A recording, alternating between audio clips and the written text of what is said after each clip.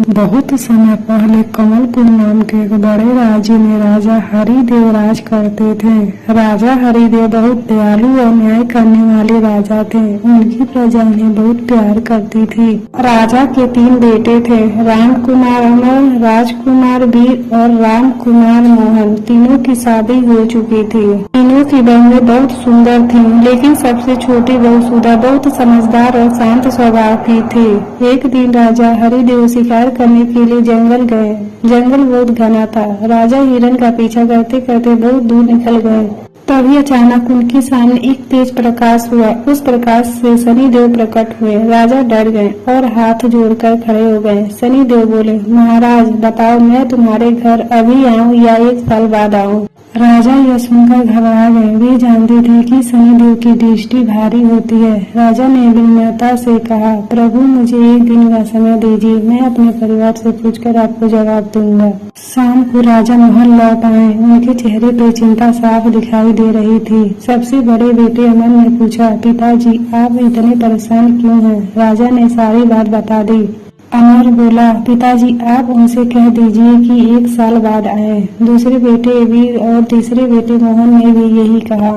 राजा ने सोचा कि छोटी बहू सुधा से भी पूछ लिया जाए। जब सुधा के सामने यह बात आई तो वह शांत होकर बोली, पिताजी जब शनिदेव को आना ही है तो 1 साल बाद क्यों? जो मुसीबत आनी है उसे भागना ठीक नहीं, बेहतर है कि हम अभी उसका सामना करें। राजा को उसकी बात बहुत अच्छी लगी। अगले दिन राजा फिर जंगल गए और शनिदेव से बोले, प्रभु आप अभी ही हमारे घर पधारिए। बस उसी दिन से राजा की किस्मत बदलने लगी।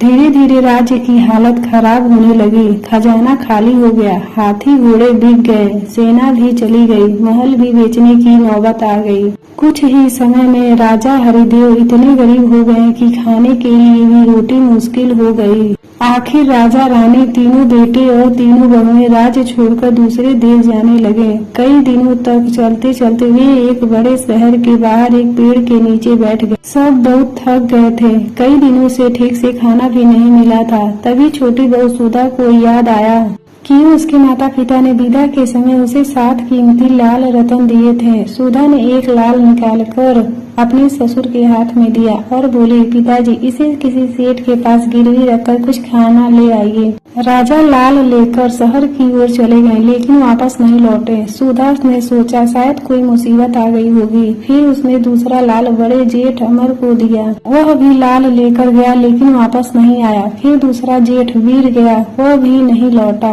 फिर उसका पति मोहन गया, वह भी लाल लेकर गायब हो गया। अब सुधा के पास केवल 3 लाल बचे थे। उसने एक लाल अपनी सास को दिया, पर वह भी वापस नहीं आई। बाकी 2 लाल उसने अपने दोनों जेठानी को दे दी, लेकिन वे भी उसे जंगल में अकेला छोड़कर चली गईं। अब सुधा बिल्कुल अकेली रह गई। चारों तरफ घना जंगल था। रात होने लगी थी। डर के मारे उसका दिल जोर जोर से धड़कने लगा। वह रोने लगी और भगवान से बोली, हे भगवान, मैंने कभी किसी का बुरा नहीं किया, फिर भी सब मुझे छोड़कर चले गए। अब मेरा सहारा कौन? काफी देर तक रोने के बाद उसने अपने आंसू पोंछे और खुद को बोली, नहीं, मैं हार नहीं मानूंगी, मुझे खुद ही कुछ करना होगा।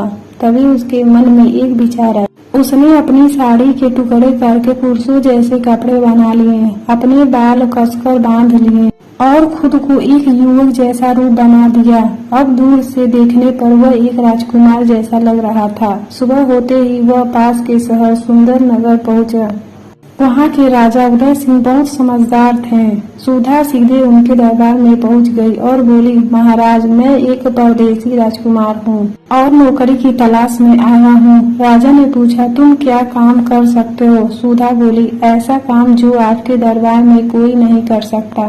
राजा ने मुस्कुराकर पूछा, और बदले में क्या लोगे? सुधा बोली, 1 लाख सोने के सिक्के रोज। यह सुनकर पूरा दरबार चौंक गया, लेकिन राजा को उस युवक के आत्मविश्वास पर भरोसा हो गया। उन्होंने उसे नौकरी दे दी और उसका नाम रख दिया लखटकिया। लखटकिया को रहने के लिए एक बड़ा महल दिया गया। उसने एक शर्त रखी, मैं रोज दरबार में नहीं आऊंगा, जब आपको मेरी जरूरत होगी तब मुझे बुला लेना। राजा ने उसकी शर्त मान ली। धीरे धीरे लखटकिया को बुद्धि की चर्चा पूरी राज्य में फैल गई। जब भी कोई बड़ी समस्या आती राजा उसे बुलवाते हैं और अपनी चतुराई से समस्या हल कर देता है। एक रात महल की छत से किसी स्त्री के रोने की डरावनी आवाज आने लगी। राजा डर गए। किसी सैनिक की हिम्मत नहीं हुई ऊपर जाने की। राजा ने तुरंत कहा, लटखटिया को बुलवाओ। लटखटिया तुरंत आ गया। जब वह छत पर पहुंचा तो उसने देखा कि एक डायन एक मरे हुए बच्चे तक पहुंचने की कोशिश कर रही है।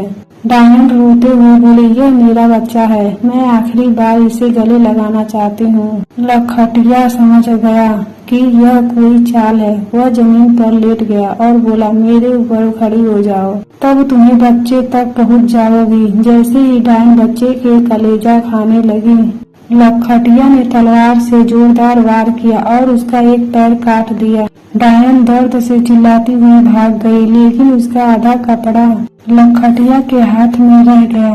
लटखटिया उस कपड़े को अपने महल में ले गया और उसे एक सुंदर चोली सिल दी। लेकिन उसे यह नहीं पता था कि यह चोली आगे चलकर उसके जीवन की एक नई बड़ी मुसीबत और नया रहस्य लेकर आने वाली है।